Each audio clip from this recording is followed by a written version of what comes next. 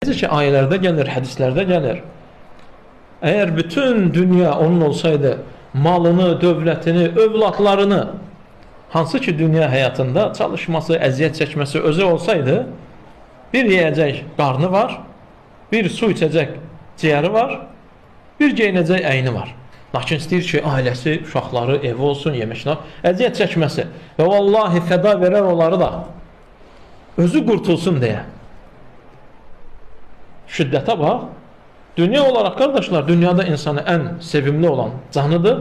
Övladı üçün əgər bir təhlükə varsa özünü atır, özü bəlkə həlak olur, amma övladı qurtulsun deyə. Amma o günün şiddəti, öləcək bu, amma yenə də eləyir. O ölümün acısını da dadır. Amma qiyamət günü bunu eləməyəcək. Çünki cəhənnəm, ölümlərin, yəni cəhənnəm əzabı ilə, o şiddətlə hansısa bir ölüm yanaşı dura bilməz. Hesaba çəkilə bilməz. Elə bir şiddət, elə bir ağrı, elə bir cəza ağla gətirilə bilməz, düşünülə bilməz. Hansı ki Allah onu öz düşmənləri üçün, sevmədikləri üçün hazır edib. 1000 illər boy yandırılıb, qızarıb, göyərib, qaralıb, zülmətə dönüb. Və Allah Azza və Cəllə orada öz düşmənlərini yandıracaq. Və vallahi fürsətdir insan üçün, müsəlman üçün, əməllərində doğru olub, ibadətlərində düzgün gedib.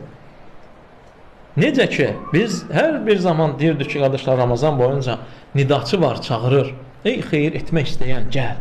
Ey şəri etmək istəyən, etmə, aralaş, uzaqlaş.